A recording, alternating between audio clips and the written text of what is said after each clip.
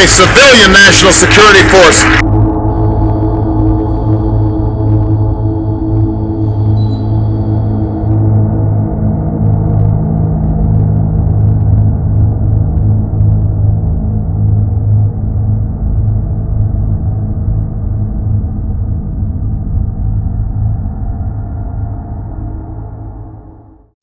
My name is Lawrence Allen, and I lived and worked in the China region for over 20 years for the likes of Hershey and Nestle.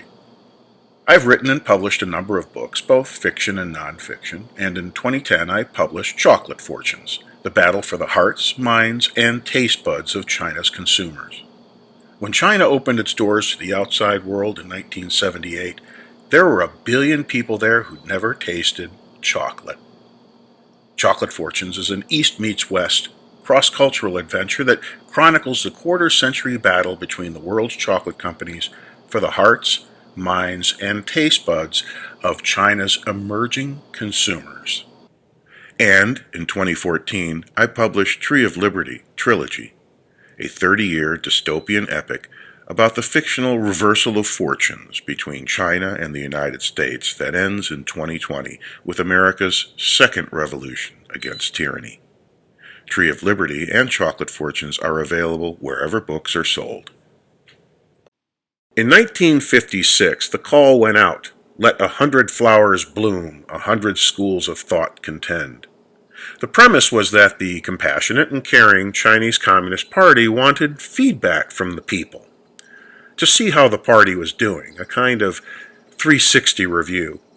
Even Chinese scholars and business people from abroad were invited back to China to help with ideas and suggestions to rebuild the country and make China a first-class nation on the world stage. Democracy walls were encouraged, China's take on democratic socialism, where people could freely post their ideas on designated walls for all to see. Conceptually, they were somewhat akin to today's American university free speech zones. It was a time of idealism and optimism, and people trusted the Chinese Communist Party to do the right thing. But in a case of be careful what you wish for, the Chinese Communist Party was overwhelmed and shocked at the volume of negative responses they received. So serious was the situation that the Communist Party felt threatened and reacted with a brutal nationwide crackdown. Dissenters were arrested. Some were held without trial. Some were sent to re-education camps. Some were used for show trials, and many just disappeared altogether. Though it is difficult to document, the death toll was certainly in the high hundreds of thousands, if not millions. They always are in China. Not to mention the psychological damage to individuals and the nation under harsh treatment and imprisonment. The result?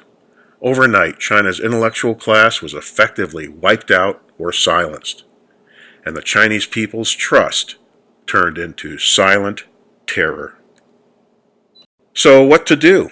Why, double down on what you've been doing, of course, and the bigger the promise and lies, the better.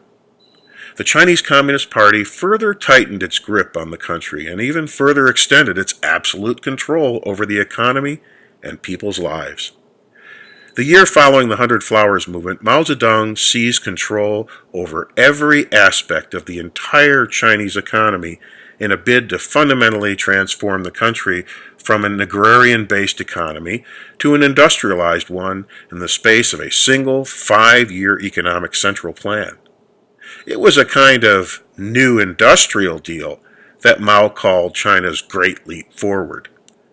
This constituted the supply side of his vast economic plans.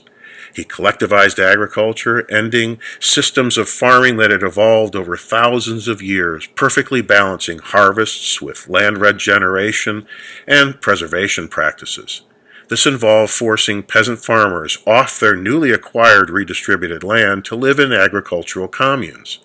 And this required peasants to build collective housing, apartments, canteens for communal dining, daycare centers, and so on in centralized locations. And the only available material were the houses that they'd abandoned, which they stripped to the ground for their bricks, windows, stoves, everything. But at the same time, incompetence and mismanagement resulted in few complete communes ever being built. The result, a collapse in available housing across the country and rampant homelessness. It also forced them to use farming techniques directed by the inexperienced and incompetent Communist Party bureaucracy.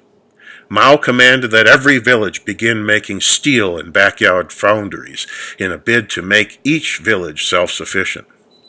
Metal farm implements and pots and pans were melted down in backyard furnaces fired by wood and coal that couldn't possibly produce quality steel, that turned out brittle, impure, and unusable metals. And the industries that the steel was supposed to feed were now run by peasant Socialist Party faithful, many illiterate, who ended up overproducing shoddy goods irrespective of demand, or not producing anything at all. They were much like the social justice warriors and young Democrat socialists of today, as America's socialist Alexandria Ocasio-Cortez would say.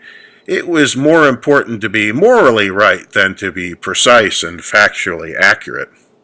And it was these kinds of people who were attempting to run every aspect of the entire economy and the lives of over 500 million people during China's Great Leap Forward. Who among us will dare to rise up against the DC tyrants who squabble for dominion over the rights, fortunes, and lives of the American people? Curtis Bradley is one of those revolutionaries. From the deck of the USS Hornet in 1942 to the mountains of Afghanistan in 2001 to the streets of Washington, D.C. in 2020, the Bradley family has fought against tyranny. After socialism steals Americans' most precious inheritance, their freedom, will Curtis launch the shot heard round the world in 2020 and rescue our constitutional republic? Find out in Tree of Liberty Trilogy, winner of Let's Just Talk Radio's Best Political Thriller Award. This 30-year sweeping epic takes readers on a journey around the world and across the spectrum of the human spirit. Visit treeoflibertyusa.com to learn more and get your copy. Tree of Liberty is available wherever books are sold. Meanwhile, it was 13 years after the end of the war, and peace and stability had allowed a mild surplus to accumulate, but not much. Consequently, the bizarre experimentation with the economy by unqualified partisans had a brief period with which to act without consequence. Friends I'd met during my 20 years in China told me that at first things weren't bad. Anything was better than war.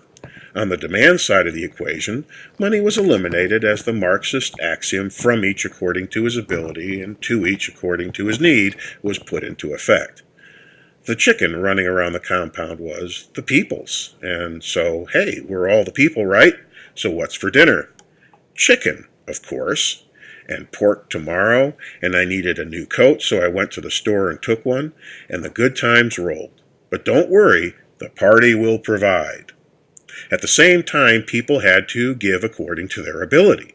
One friend told me that he was determined to be just like his hero Lei Feng, give his all for the party and the cause. He was one of 3 people instructed to harvest a tall field of grain. No one got paid, of course, but rather earned work points that the party official would tally at the harvest time and then distribute the harvest proportionally. So he made a contest with the other 2 harvesters.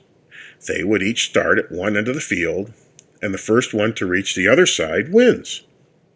The grain was tall, and they couldn't see each other as they hacked through the field, but my friend worked his tail off, cutting and stacking, and by the time he'd reached the other end of the field, he was exhausted, but sure he'd beaten the other 2. But to his shock and dismay, they were reclined on a berm smoking cigarettes, and had a few cigarette butts at their feet, too. They didn't even have a sweat going. Well, he found out later that they had harvested 20 or so yards into the field, walked around the field, and harvested 20 or so yards in from the other direction, never harvesting the middle. But they got the same work points he did, and worse yet, when the harvest came, the party official tallying shortchanged him, and he ended up having to bribe him to get enough for the winter. He was just one of tens of millions who were shortchanged and cheated by rampant corruption and mismanagement. One thing's for sure, he would never work that hard again. And if that wasn't enough to create a perfect storm for China, the experimentations by Mao and the Chinese Communist Party began to get stranger and stranger. One such experiment was the Four Pests campaign. Mao declared war on four pests: mosquitoes, houseflies, rodents, and sparrows.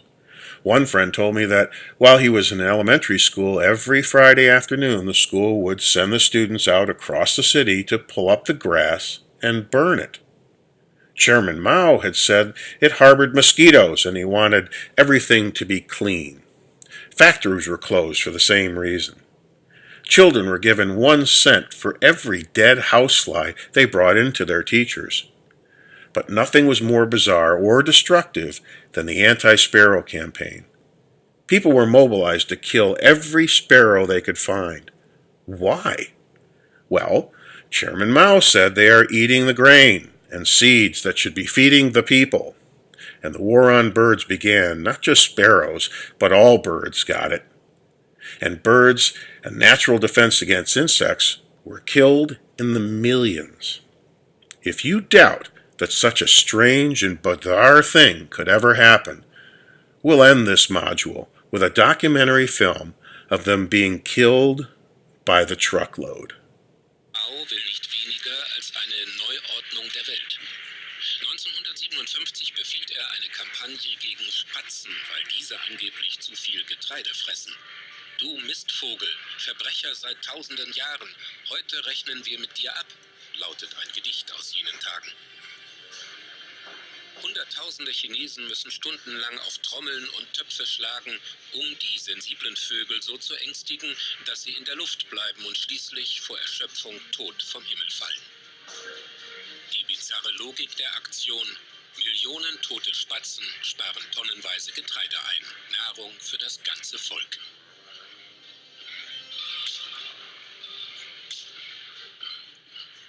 Am Ende haben die Chinesen fast 2 Milliarden Spatzen getötet.